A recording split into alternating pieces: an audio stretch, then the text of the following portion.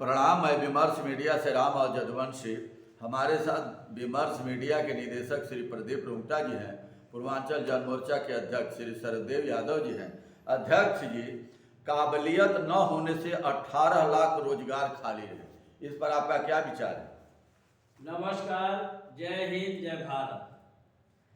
काबिलियत ना होने का जी विशेष जो दोष है जी सरकारों पर है। जी न बेहतर शिक्षा है, गांव में लोग जो है स्कूल जो है जिसमें कोई न टीचर है, न व्यवस्था है, न लाइट है। उसमें किसान और मजदूर और गरीब के ही बच्चे पढ़ते हैं। हाई लेवल के आदमी जो है आते हैं जी और वो जो है अलग से अपने प्राइवेट स्कूलों में अलग जगह पर व्यवस्था होती है, जी अलग अलग काम होते हैं। लेकिन जो गरीब तबका और मजदूर है, जी जो गांव में बसता है, जी और गांव से ही देश की उन्नति है। जी ये हमारा देश जो है कृषि प्रधान देश है, जी इसलिए गांवों के ऊपर कोई भी नेता या कोई भी सरकार ध्यान नहीं देती। जी यदि इस चीज को उजागर करती है गवर्नमेंट एजेंसी जी कि काबिल ना होने के बाद कितना बता रहे थे, 18 लाख 18 लाख रोजगार खाली है, सीट खाली है, काबिलियत नहीं है कि उसको भर सके। ये बहुत गवर्नमेंट के लिए बहुत शर्मनाक बात है जी और इस चीज को जो है गवर्नमेंट को गंभीरता से लेना चाहिए। इसमें जी। बखान करने वाली बात नहीं है जी जी कि हमारे बच्चे शिक्षित कब हों जी और रोजगार कब मिले, उस पर जी। ध्यान दें। अध्यक्ष जी, ऐसा है कि फाइनेंशियल प्लानिंग स्टैंडर्ड बोर्ड एसपीएसबी के सीईओ कृष्ण मिश्रा ने बुधवार को कहा कि देश में रोजगार पाने की काबिलियत की समस्या है, क्योंकि लगभग 18 लाख नौकरियों को लेने वाला कोई नहीं है। मिश्रा ने कहा, केंद्र सरकार के नेशनल करियर सर्विसेज पोर्टल के आंकड़ों के अनुसार पिछले साल देश में वित्तीय सेवाओं में 46.86 लाख नौकरियां सृजित हुई। इनमें से केवल 27.5 लाख नौकरियां ही भरी गई। इससे पता चलता है कि 18 लाख नौकरियों को लेने वाला कोई नहीं था। इसका कारण रोजगार हासिल करने की काबिलियत नहीं है। नौकरियां तो हैं, लेकिन लोग उतने काबिल नहीं है कि उसे ले सके। उन्होंने कहा कि बैंकों, बीमा कंपनियों, ब्रोकरेज हाउस और म्यूचुअल फंड में कंपनियों को हमेशा प्रशिक्षित लोगों की आवश्यकता है। ये तो देखिए तो मेन समस्या तो शिक्षा की है ना। शिक्षा बजट आपका कितना है?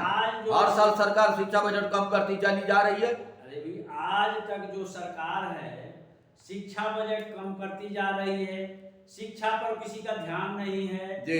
बड़े बड़े लोग उद्योगपति तो अपने बच्चे को प्राइवेट में और विदेशों में पढ़ा लेते हैं जी और वही आकर के बड़े बड़े पोस्ट पर रहते हैं जी। तो जो पीछा गरीब और दलित है वो तो आज भी गरीब हो रहा है जी। और जो इस वर्ग से जो आते हैं छट करके जी और थोड़ी सी उसमें ये हो जाता है तो ये इनकी चमचागिरी में लग जाते हैं जी। तो वो भी अपने को बड़े आदमी में हो जाते हैं। लेकिन गरीब, किसान, मजदूर, इन बच्चों के ऊपर कोई ध्यान नहीं देता। गरीब होता जा रहा है, अमीर होता जा रहा है। जी। गवर्नमेंट जो है काम में तेल डाल करके बैठी हुई है, कोई इसके ऊपर काम नहीं हो रहा है।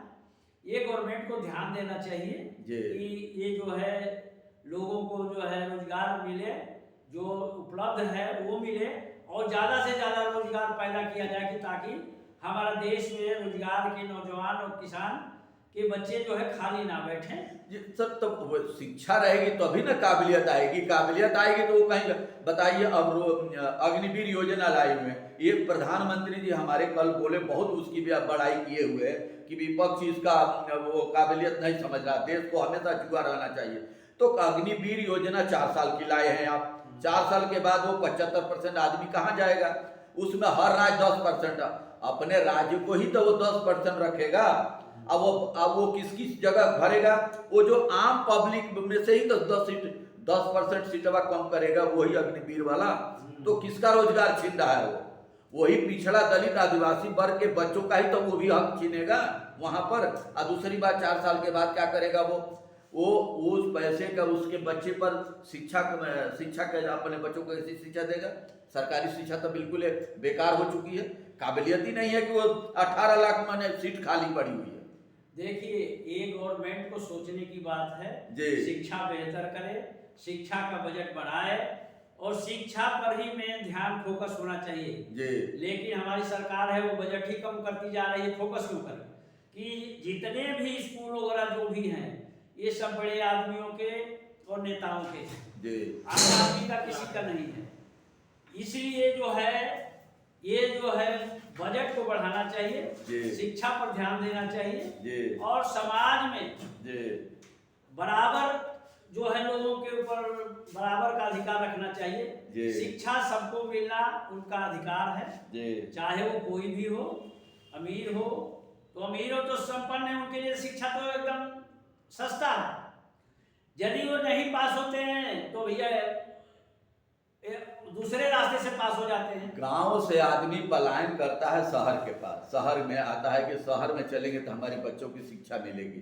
तो शहर में भी आते हैं, जैसे दिल्ली आ गए बच्चे पढ़ने के लिए, तो यहाँ भी तो नगर निगम के स्कूलों में बच्चों की कैसी शिक्षा मिल रही है, कैसा वो पेपर में भी दिया हुआ था, आपने भी पढ़ा था, उस पर क्या क्या विचार व्यक्त किया हुआ है, कैसी कैसी बिल्डिंगें तैयार हुई हैं यहाँ पढ़ने के लिए और कैसे टीचर रखे गए हैं, इस पर आपका क्या ध्यान है?